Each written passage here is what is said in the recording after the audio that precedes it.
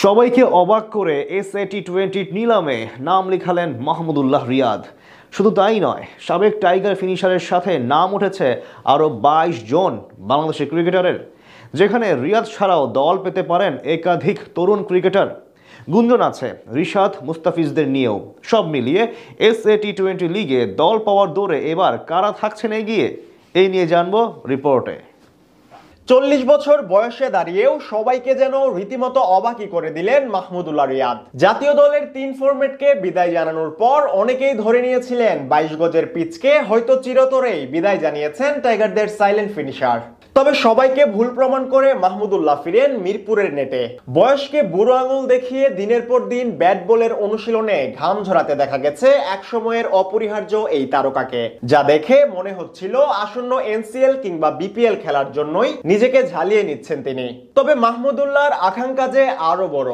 South আফ্রিকার জনপ্রিয় franchise tournament এসএ-টি20তে নাম লিখিয়ে তিনি যেন সেটাই প্রমাণ করলেন। তবে শুধু মাহমুদুল্লাহ নয়, এসএ-টি20র আসন্ন আসরের জন্য নিলামের তালিকায় নাম লিখিয়েছেন আরো 22 জন বাংলাদেশি ক্রিকেটার। এমনটাই উঠে এসেছে ক্রিকবাজের এক প্রতিবেদনে, যেখান থেকে এবার দল পাওয়ার সম্ভাবনা রয়েছে বেশ কিছু তরুণ ক্রিকেটারের। কেননা সাম্প্রতিক সময়ের বৈশ্বিক টুর্নামেন্টগুলোর দিকে তাকালে দেখা যায় টাইগার ক্রিকেটারদের প্রতি আগের তুলনায় বহুগুণে আগ্রহ বেড়েছে বিদেশি ফ্রাঞ্চাইজিগুলোর। একটা সময় ছিল যখন আইপিএল, পিএসএল কিংবা বিগ ব্যাশের মতো আসরে সাকিব এবং মুস্তাফিজের নামই আলোচনায় আসতো ঘুরে ফিরে। তবে সাম্প্রতিক সময়গুলোতে যুক্ত হয়েছে বেশ কিছু নাম। এমনকি সবশেষ পাকিস্তান সুপার লিগের আসরেই একযোগে দল পেয়েছেন 3 টাইগার তারকা।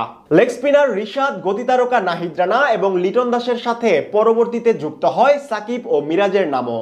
এছাড়া তানজিম সাকিব কিংবা মুসাদ্দেক হোসেন সৈকতদেরও দেখা গেছে ফ্রাঞ্চাইজি টুর্নামেন্টের বৈশ্বিক আসরগুলোতে দল পেতে, যার ধারাবাহিকতায় এবার বেশ কিছু টাইগার তারকাকে দেখা যেতে পারে এসএ-টি20র জনপ্রিয় আসরে, যেখানে দল পাওয়ার দৌড়ে অনেকটাই এগিয়ে থাকবেন মাহমুদুল্লাহ। এর আগে পিএসএল আসরেও বেশ সফলতার সাথেই খেলে এসেছেন তিনি।